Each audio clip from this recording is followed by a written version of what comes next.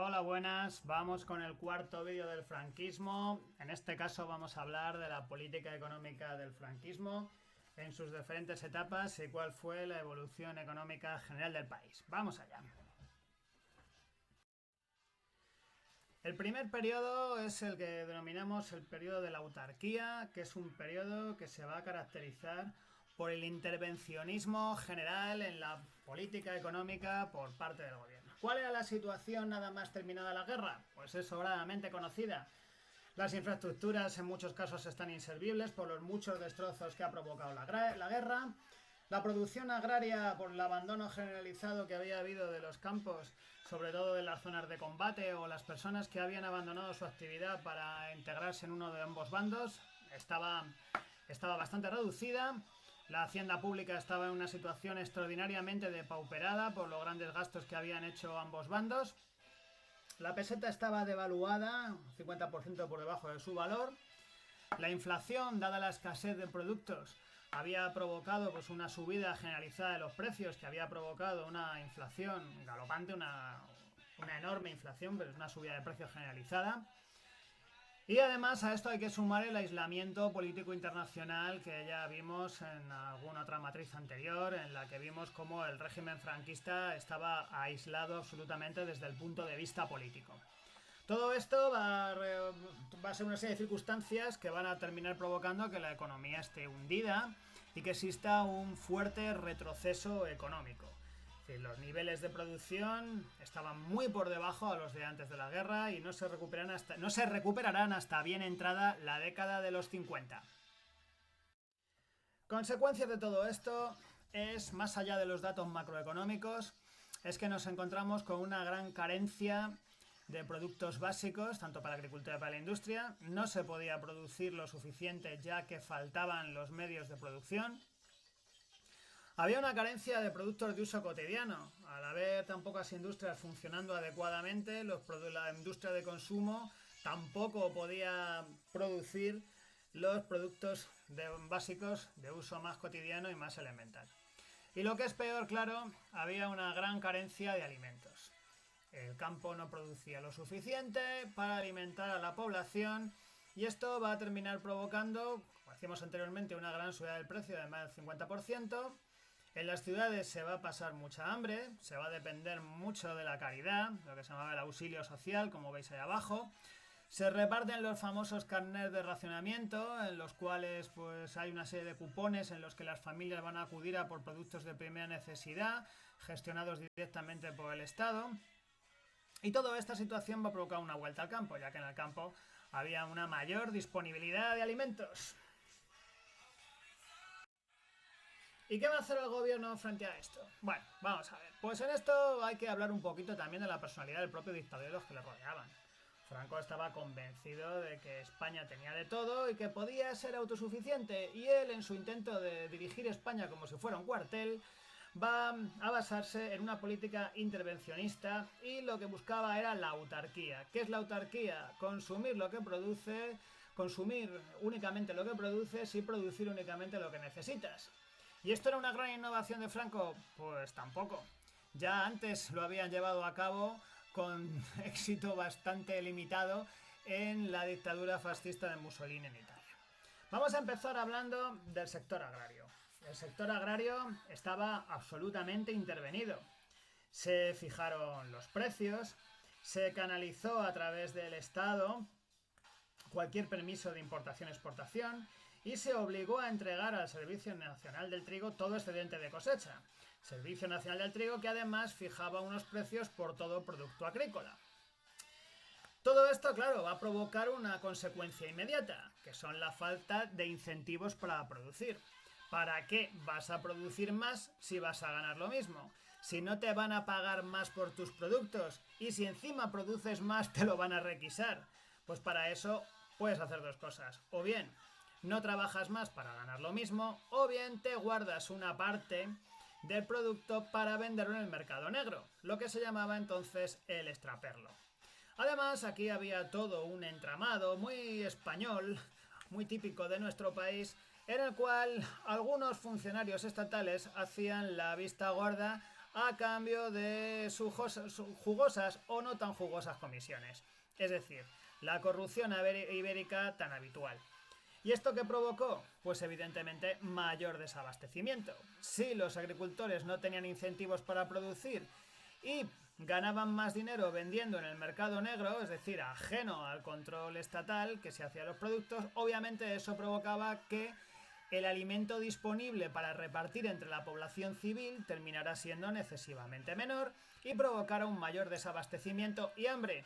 Pero no hay problema, la población estaba aterrada, se repartían carnet de buena conducta, la guerra y la represión era palpable, con la cual no había problemas de que se produjese un estallido social. Aquí tenéis una serie de imágenes que son bastante elocuentes de cómo se vivía entonces. Repartiendo pan con el carnet de racionamiento, el difícil acceso a los servicios más elementales, incluso el agua en las casas, cómo se repartían los alimentos y cómo se vendían en el mercado negro. En un estudio que se hizo en el madrileño barrio de Vallecas, el 50% de la población no tenía las calorías necesarias mínimas para poder sobrevivir. Se popularizó recetas como la tortilla de patatas, sin huevo y sin patatas, todo un logro. En esta búsqueda de la autosuficiencia, en esta búsqueda de la autarquía, el gobierno va a tomar más medidas, como son la reducción de las importaciones a lo imprescindible. Solamente se daban algunos permisos de importación a los protegidos por el régimen, a los amigos que normalmente devolvían el favor pues con jugosas comisiones. Se promovían actividades industriales, lo que se llamaba de interés nacional, y para ello se creó el INI, el Instituto Nacional de Industria, que canalizaba los escasos recursos del Estado para crear fábricas de titularidad estatal o de importante participación del Estado. Aquí van a surgir o bien se van a renovar algunas empresas, como por ejemplo Renfe, que se va a renovar en este periodo, como la Sociedad Española de Automóviles de Turismo, SEAT, que va a servir para producir vehículos en un momento en el cual había una gran escasez de ellos, y también pues, la producción eléctrica en empresas como Endesa. Aquí podéis ver un ejemplo un poco de todo ello y cómo el Instituto Nacional de Industria sirvió para intentar crear un cierto tejido industrial. Lo que pasa es que la falta de objetivos económicos claros, que se unió al arrasamiento del tejido productivo, la lentitud de la burocracia ministerial, el peso de la deuda, la política financiera y la ruralización de la vida económica, mantenían hundido el mercado interior. Esto es, no había mercado para los productos. Y lo principal cuando se crea una industria es poder vender los productos. Y en España era evidente que, como muchas veces había pasado anteriormente, no es la primera vez que se me oye decir esto, pues no había compradores. Y al no haber mercado, no había estímulo para la industria nacional.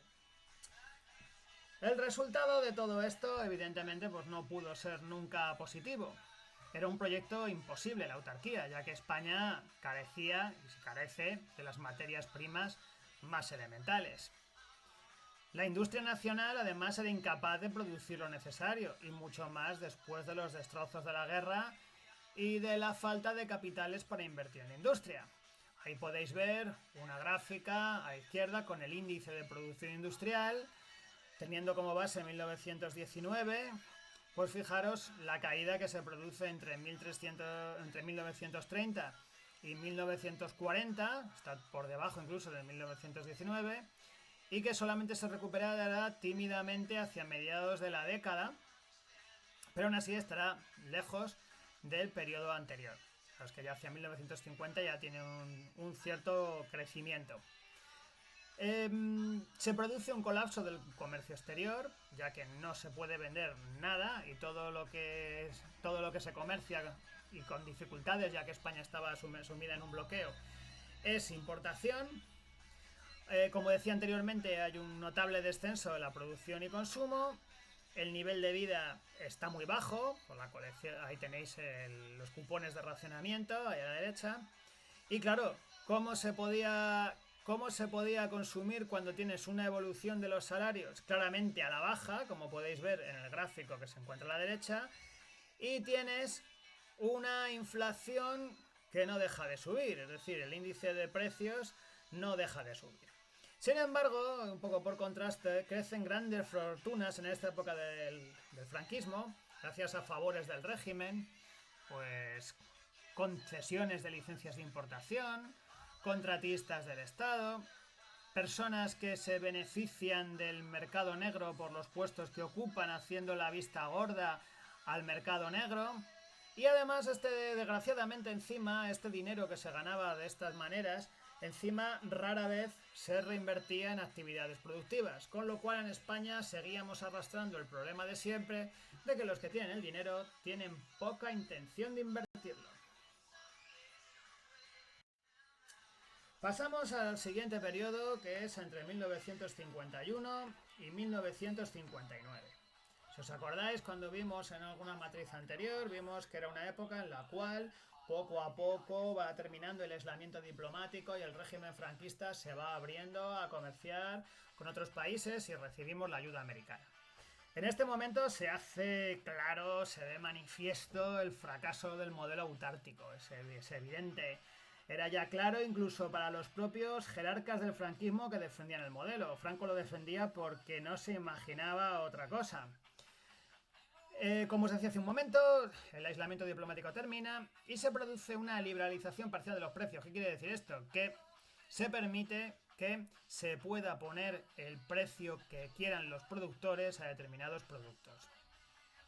Se liberaliza el comercio, es decir, se puede comerciar sin control estatal, y también se liberalizan parte de las mercancías que entran y salen de España. No todo, una parte.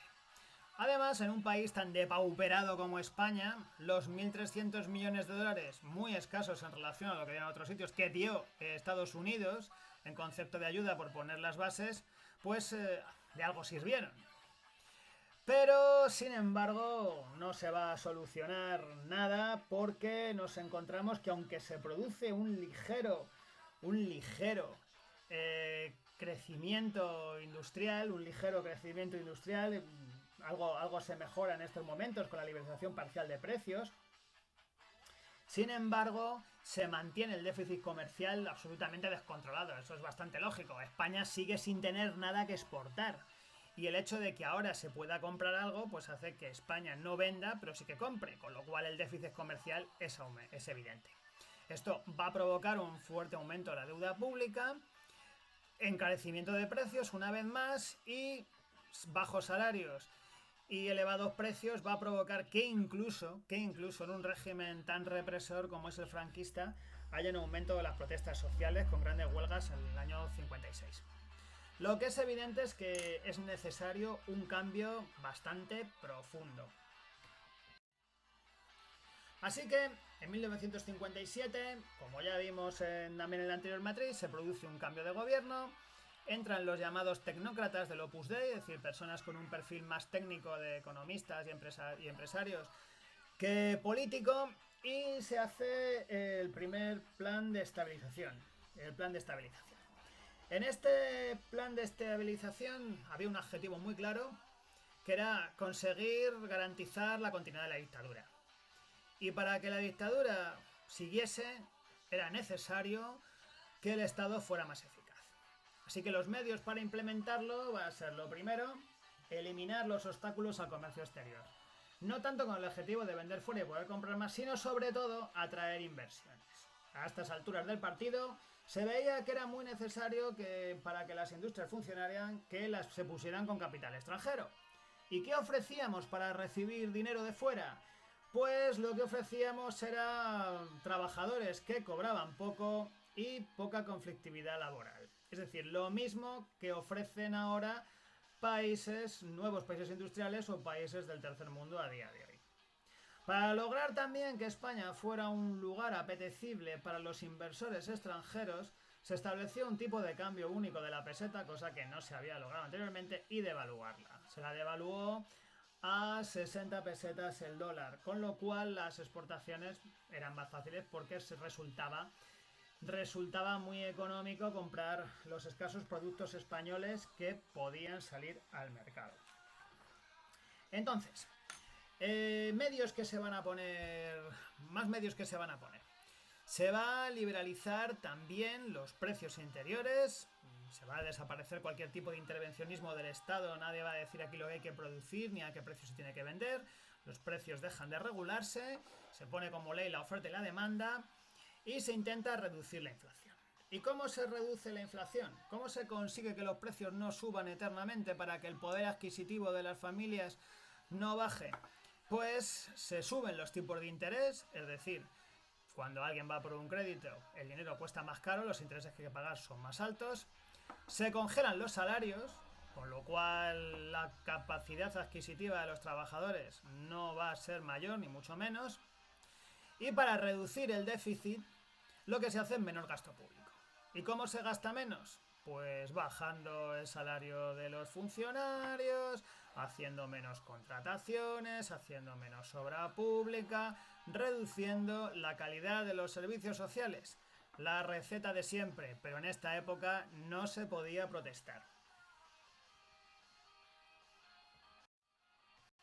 Consecuencias de todo esto. Bueno, pues en un primer momento, por supuesto, más paro y bajada de salarios. Claro, en un momento en el que el Estado interviene menos, el Estado no ejecuta tantas obras, acordaos por ejemplo de los famosos pantanos que Franco hacía tantos, pues si el Estado invierte menos, pues obviamente los trabajadores que trabajan en las inversiones del Estado pierden su empleo.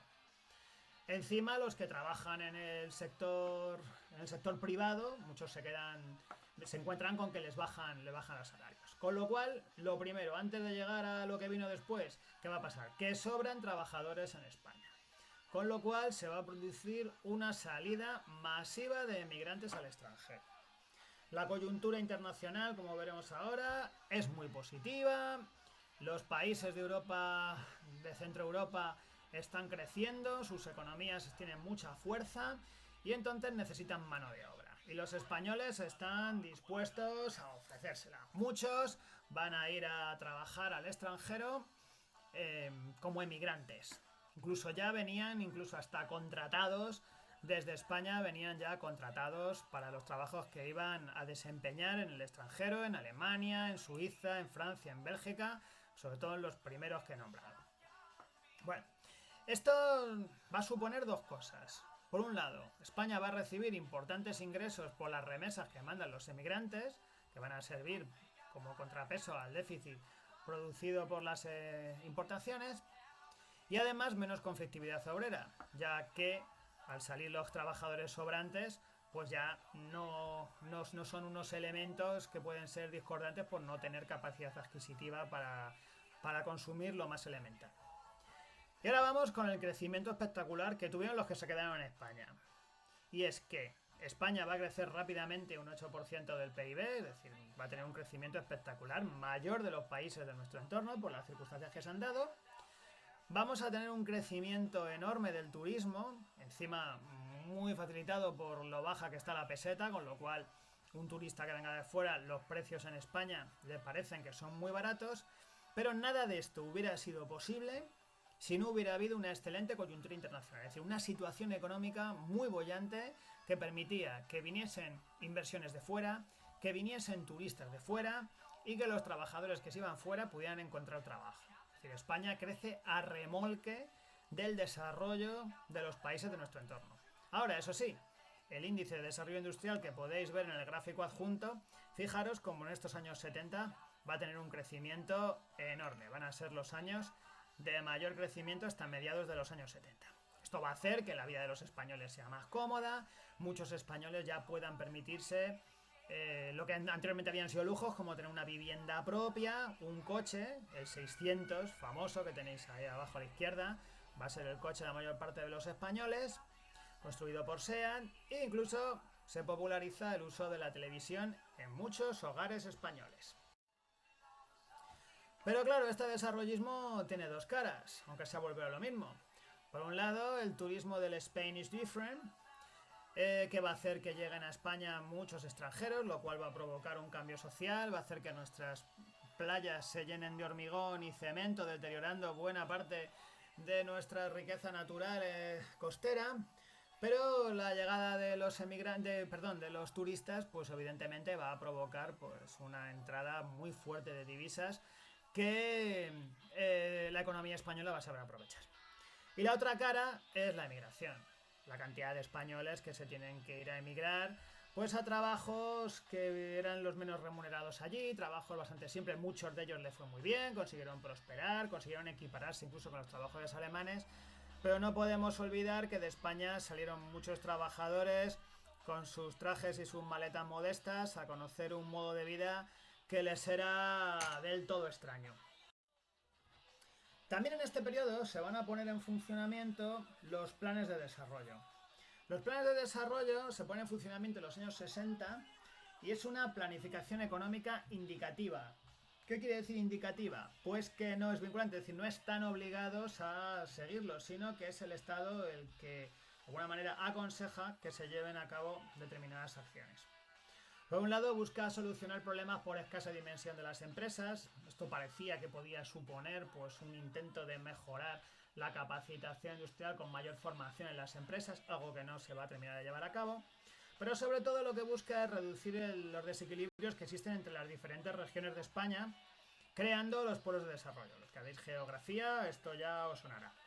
Con lo cual, si miráis ahí el mapa de España que tenéis adjunto, pues podéis ver dónde se crean. ¿Y qué es lo que se intentaba? Que hubiese industria al margen de las zonas típicas, es decir, País Vasco, Barcelona, Madrid, algo de Asturias, y para eso se van a crear diferentes polos de desarrollo en lugares como Huelva, en Puerto Llano, en Valladolid, en Zaragoza, con éxito desigual. ¿Cuáles van a ser los principales logros? Pues que se van a crear infraestructuras básicas de acometida de electricidad, de carreteras, que van a servir al sector privado y que van a estimular al sector privado. Otro logro muy importante es que la renta per cápita va a subir un 40%, es decir, va a aumentar la riqueza de los españoles. Pero va a ser un desarrollo que va a tener problemas.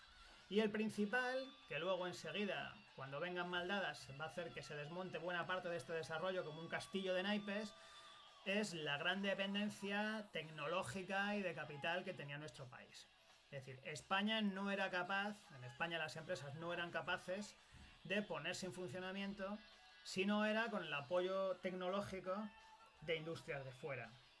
Por ejemplo, en España se van a crear una cantidad de industrias de automoción, con un porcentaje de capital puesto aquí en España. Por ejemplo, en Valladolid la FASA Renault. La parte de FASA es española, la Renault es francesa, pero la tecnología y la mayor parte del capital viene de Renault. Lo mismo se puede decir en Vigo con Citroën, la Ford en Valencia y demás, circunstancias que por cierto a día de hoy se mantienen. Se depende tecnológicamente y se depende desde el punto de vista de capital. Y con esto entramos en el último periodo, que es en 1973-1975, el cual hemos puesto un título muy largo, el ocaso, el declive, la agonía del franquismo. Y es que la situación internacional se deteriora. Si hemos dicho que buena parte del crecimiento económico que tiene España se va a deber a la buena coyuntura internacional, esta se esfuma. ¿Por qué? Por unas circunstancias de las guerras árabe-israelíes, concretamente la guerra del Yom Kippur en 1973. Los países árabes están hartos del apoyo que los países occidentales dan al Estado judío de Israel y van a decidir cortar el grifo del petróleo o reducir el grifo del petróleo. El petróleo que costaba 5 pesetas el litro, nos referimos a la gasolina, pues de repente va a subir. Sube el precio del petróleo y al subir el precio del petróleo se encarecen los gastos de producción. Se encarecen los gastos de producción y ¿qué pasa? Si tú tienes una empresa que produce lo que sea, pero esa empresa que tiene una gran necesidad de energía, la energía se encarece, pues lógicamente los beneficios menguan, los beneficios son menores. Y si los beneficios son menores y no ganas todo lo que puedas, o bajas salarios o despides. Y si eso se produce, pues tiene la consecuencia inmediata de que tus trabajadores van a tener menos capacidad adquisitiva. El consumo va a ser menor y nos vamos a encontrar con que se va a producir un efecto en otras empresas que producen productos de primera necesidad que tampoco los van a poder vender y la crisis se generaliza. Esta es la circunstancia que se va a generalizar en España. Además, el régimen ya tiene una contestación importante dentro y fuera de nuestro país. Ya las huelgas y las manifestaciones se producen a cara descubierta, aunque estén prohibidas. El régimen solo sabe reprimir, pero no tiene porras para pegar palos a tantas personas que están en contra del régimen. Con lo cual también el clima de incertidumbre que rodea al deterioro evidente del dictador, pues también va a provocar que desincentive la posibilidad de invertir en España, un país que si nos poníamos a las malas podía tener incluso otra guerra civil. Así que tenemos aumento de paro, cierre de empresas, aumento de la conflictividad laboral, la inversión extranjera desciende, obviamente. Tienen estos países extranjeros que invierten en España, pues evidentemente el primer grifo que cierran es el de la inversión exterior. Los emigrantes, buena parte se quedan sin trabajo y se vuelven a España, con lo cual engrosan la lista del paro. Una población en paro es una población que consume menos, y una población que consume menos pues deja de ser un estímulo para la producción y esta se contrae. Con esto terminamos la evolución económica, porque ya esta crisis económica se va a extender más allá del año 75, se va a extender más allá de la vida del dictador. Eso hablaremos en otras matrices que ya son de la época de la democracia. Y simplemente decir que pese a todo, y como no podía ser de otra manera, porque era digamos, la rueda de la historia que tenía que llevar a esto, España cambia. Pasa de ser un país que era agrario absolutamente, pues tiene un cambio social y económico que permite que la sociedad española se modernice, que pase a ser un país industrial y de servicios. Estos cambios son en lo social y lo económico, como estoy diciendo, y falta el cambio político, que lo iremos viendo en próximas matrices.